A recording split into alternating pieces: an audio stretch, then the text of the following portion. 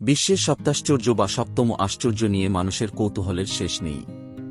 অনেকে এসব স্থান তালিকা ধরে ধরে ভ্রমণ করেন, তবে যে কোনো স্থানই কিন্তু এই তালিকায় স্থান পায় না। এই স্থান বা স্থাপনাসমূহকে অবশ্যই হতে হয় ঐতিহাসিক ও ঐতিহ্যগত গুরুত্ব সম্পন্ন। প্রাচীন বা নতুন যে কোনো স্থাপনাই এই তালিকায় যুক্ত হতে পারে।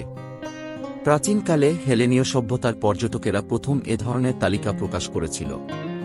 সেই থেকে প্রতিটি যুগেই এই তালিকা প্রকাশিত হয়েছে। তবে এই তালিকা কিন্তু একই থাকেনি যুগের পর যুগ। প্রতিবারই কিছু না কিছু বদলেছে। তালিকায় যুক্ত হয়েছে নতুন নতুন স্থাপনা। এসব স্থাপনা দেখতে বিশ্বের বিভিন্ন দেশের পর্যটকদের আগ্রহের কমতি নেই।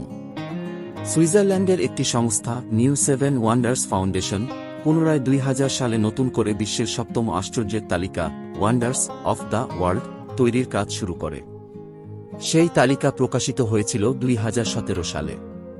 চলুন দেখে নেওয়া যাক সর্বশেষ সপ্তাশ্চর্যের তালিকায় যেসব স্থান রয়েছে তার খবর। তার আগে আপনি যদি আমার চ্যানেলে নতুন হয়ে থাকেন তাহলে প্লিজ চ্যানেলটি সাবস্ক্রাইব করুন, কারণ আপনার একটি সমর্থনই আমাকে পরবর্তী ভিডিও তৈরি করতে অনুপ্রাণিত করবে। Chichen Itza. মেক্সিকোতে পর্যটকদের সবচেয়ে প্রিয় দর্শনীয় স্থানের তালিকায় চিচেন ইৎজার নাম থাকে সবার উপরে। এটি হল মায়া সভ্যতার বিস্ময়নগরী। এই স্থাপত্য দেখতে অনেকটা পিরামিডের মতো। এর চারদিকে আছে চমৎকার সিঁড়ি, শিখরে দেখা যায় চৌকোঘর। বর্তমানে এটি মেক্সিকোর রাষ্ট্রীয় সম্পদ। দেশটির ইতিহাস ও নৃতত্ত্ব ইনস্টিটিউটের রক্ষণাবেক্ষণ করে থাকে। মেক্সিকোর ইউকাতান রাজ্যের 3নং মিউনিসিপ্যালিটির অন্তর্ভুক্ত এই প্রত্নতাত্ত্বিক স্থান। 600 খ্রিস্টাব্দ থেকে 1200 খ্রিস্টাব্দ পর্যন্ত এটি ছিল মায়া সভ্যতার একটি বড় শহর। চিচেন ইৎজার আক্ষরিক অর্থ হল ইৎজার কুয়োর মুখে। সুপেয় জলের কূপগুলোর জন্যই প্রাচীন মেক্সিকানরা এখানে বসতি স্থাপন করে। চিচেন ইৎজা দেখতে প্রতি বছর লাখ লাখ পর্যটক যায়। 1988 সালে চিচেন ইৎজাকে ওয়ার্ল্ড হেরিটেজ সাইট ঘোষণা করে UNESCO. Great wall of China. চীনের মহাপ্রাচীর গ্রেট ওয়াল অব চায়নায় প্রতি বছর বিপুল সংখ্যক পর্যটক সমাগম ঘটে। এর মোট দৈর্ঘ্য 21,196 কিলোমিটার। চীনের উত্তর সীমান্তকে মঙ্গোলীয়দের হাত থেকে রক্ষার জন্য খ্রিস্টপূর্ব 206 থেকে 220 সনে চীনের প্রথম সম্রাট কিন শি হুয়াং এটি নির্মাণের উদ্যোগ নেন। অনেকের ধারণা 10 লাখ শ্রমিক এতে কাজ করেছিল। তাদের মধ্যে 3 লাখ শ্রমিক বিভিন্ন দুর্ঘটনায় প্রাণ হারায়।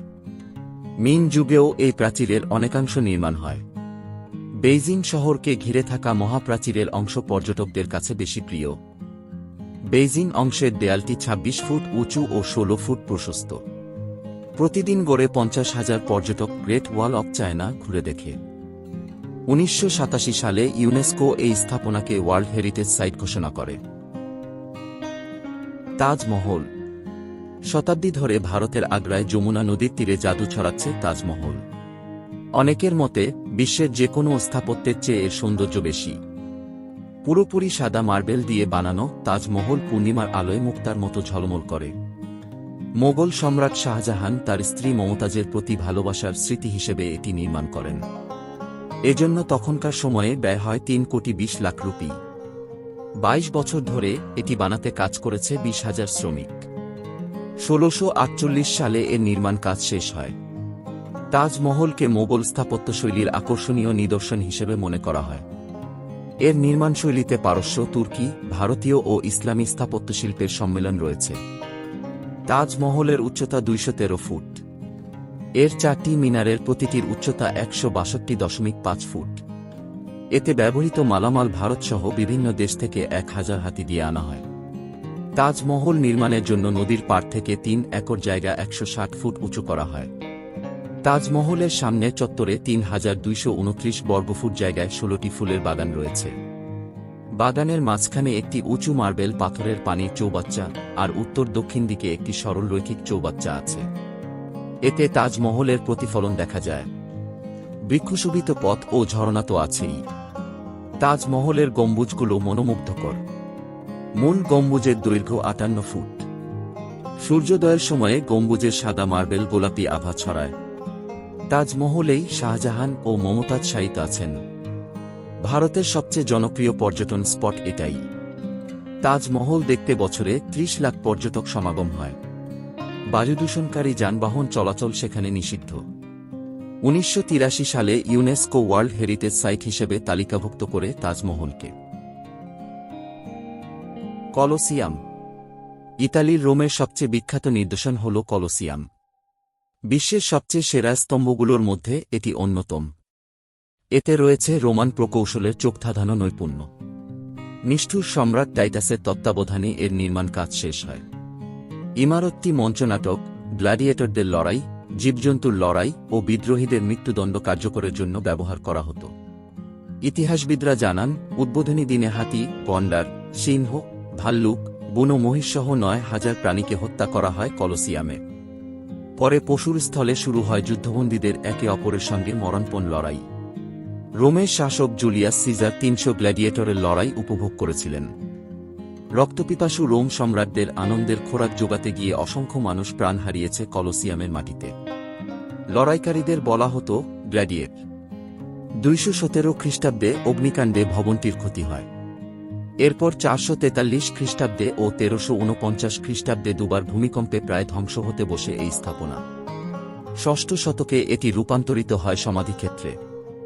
দ্বাদশ শতকে আবাসিক ও বাণিজ্যিক আবাসন হিসেবে ভাড়া দেওয়া হয় ভবনটি। ত্রয়োদশ শতকে এটি হয়ে ওঠে দুর্গ। 4 তলা বিশিষ্ট বৃত্তাকার ছাদবিহীন কলোসিয়ামের নির্মাণশৈলী বিস্মিত করে সবাইকে। এটি 189 মিটার দীর্ঘ ও 156 মিটার চওড়া। এর মূল এলাকা 6 একর। বছরে প্রায় 40 লাখ ভ্রমণ পিপাসু কলোসিয়াম দেখতে ইতালির রোমে যায়। Machu Picchu. 1911 সালে ইনকা সভ্যতার নিদর্শন মাচু পিচুর ধ্বংসাবশেষ আবিষ্কার করেন মার্কিন প্রত্নতত্ত্ববিদ হিরাম বিংহ্যাম। তিনি এর নাম দেন ইনকাদের হারানো শহর।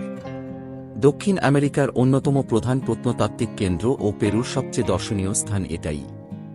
মাচু পিচুর আশেপাশে 325 বর্গ কিলোমিটার এলাকাকে 1981 সালে পেরুর সংরক্ষিত ঐতিহাসিক এলাকা ঘোষণা করা হয়।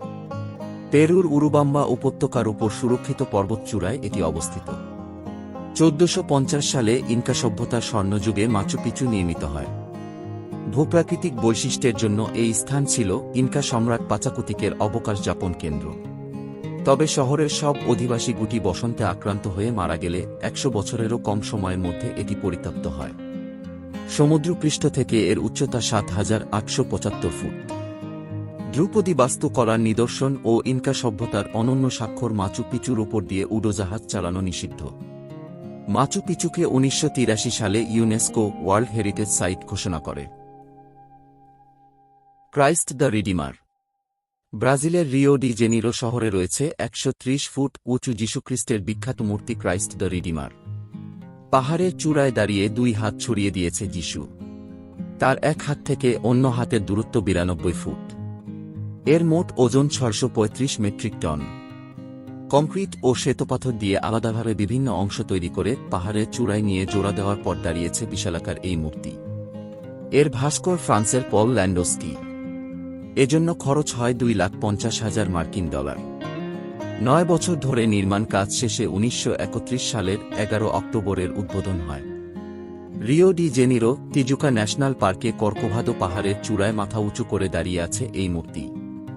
ক্রাইস্ট দ্য রিডিমার ব্রাজিলের ঐতিহাসিক জাতীয় ঐতিহ্য। পর্যটকরা চাইলে পাহাড়ে যুক্ত করা 220 তলা পর্যন্ত লিফটে চড়ে ক্রাইস্ট দ্য রিডিমারকে ওপর থেকে দেখতে পারে।